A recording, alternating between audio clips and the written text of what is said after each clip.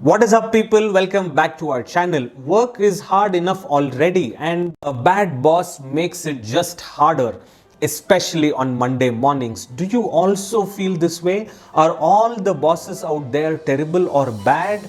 Friends, I am Akash, director at Relativity for over 12 years, and in today's second video of the HR Hates This series, we are going to look at how to work with these kind of people. And as HR professionals, what we should do about them. Is firing really the solution? And I'm sure you're going to love it. Not the firing, this video. We all have come across terrible bosses in our career more often than once. We either move on or we stay back in a hope that a good day is going to come. Or we do the most Indian thing ever. We adjust. In a study by the American Psychological Association, it was found that 75% believe boss is the most stressful part of their workday. Another research by Gallup says organizations often put people in managerial roles for reasons they have nothing to do with their talent to manage. For all the HR professionals out there, for you, for me, this is a nightmare. Imagine employee attrition goes through the roof, poor workforce efficiency, and a sucking work culture. Not good at all. So first, let's understand the common types of bosses out there. The micromanager. The next is the super authoritative guy. The third is the no knowledge boss. The fourth is the buddy boss. The fifth is the flirty boss. No, they are not the harassing ones. They are just a flirty sort of people. Knowing our opponent is very important to win a game, and we've just done that. You can't choose your own boss, but you can definitely choose how you can react to them. As HR professionals, we can't have a blind eye of what is going on around us.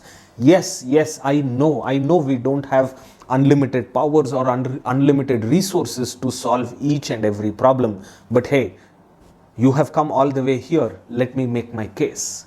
So friends, what can we do about it as individuals? My research and experience yielded the following. Number one, continue to be a great performer. Never compromise on your performance because you have a bad boss. Number two, evaluate the situation honestly. See if something can be fixed. See if you are actually wrong. Third, get to know about your boss's communication style and issues. Fourth, make requests instead of giving feedback. Align both of your expectations mutually. Sometimes adopt their perspectives too.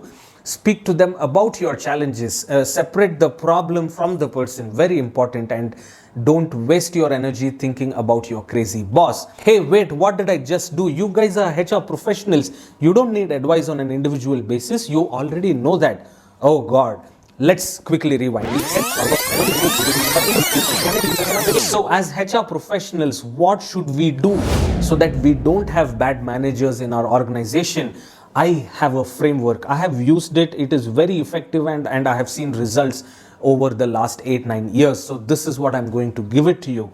Intent plus actions coupled with multipliers deliver effective results. Are you thinking, oh my God, what is the framework? I will get to a solution. Just hang on.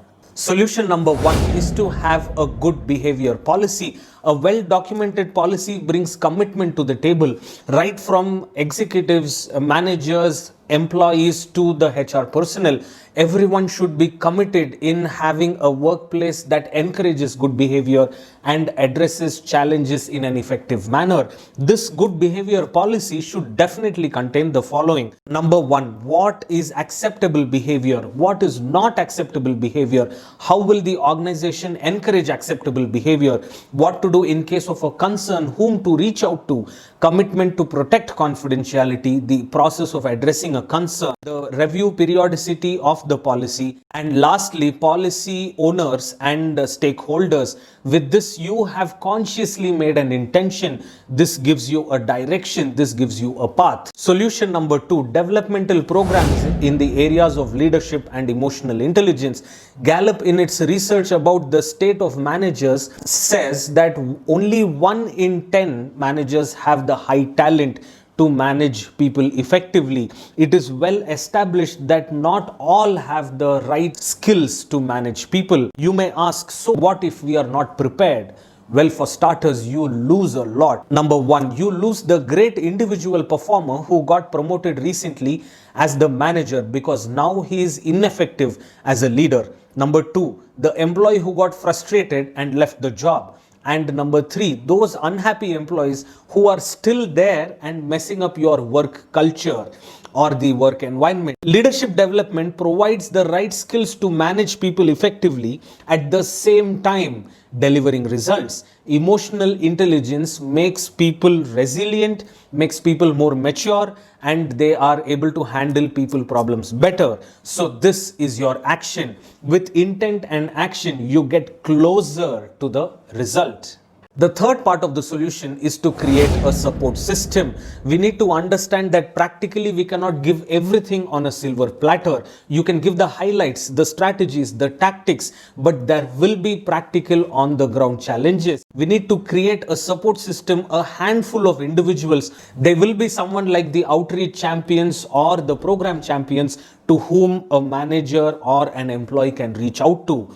This acts as a multiplier on our framework. And the final step would be to maintain confidentiality. There is nothing more important than giving people the opportunity to trust that the system works, and that is only possible if we have high levels of confidentiality. A few ways of how this can happen is by receiving information anonymously. Second, the complainant need not be disclosed to anybody apart from the recipient himself. This ensures that there is sufficient protection for the people who stand up and who come forward, and this also makes sure that they don't feel they will be treated differently by others. A very big stigma that prohibits people from talking out. Right? So let's quickly summarize our solution. Good behavior policy is your intent, your long-term promise. This gives direction.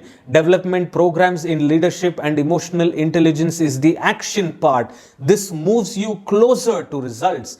While support network and confidentiality are the multipliers, they multiply the effect of our intent and our actions. The effective result is that one, you have done your job well, and number two, your organization will boom with prosperity and better work culture. Now you also understand that firing a bad boss or a toxic boss is always not the ideal solution. The point is to take care of the root cause, not the effect.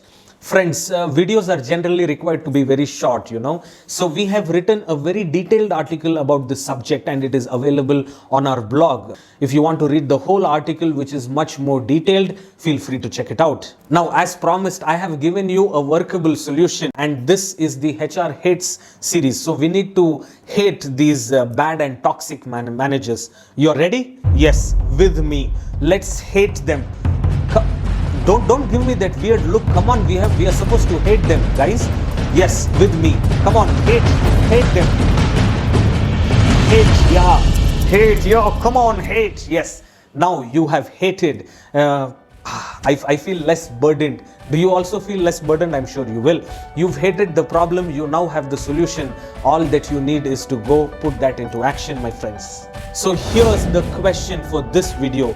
What may stop you from implementing the solution to address this problem?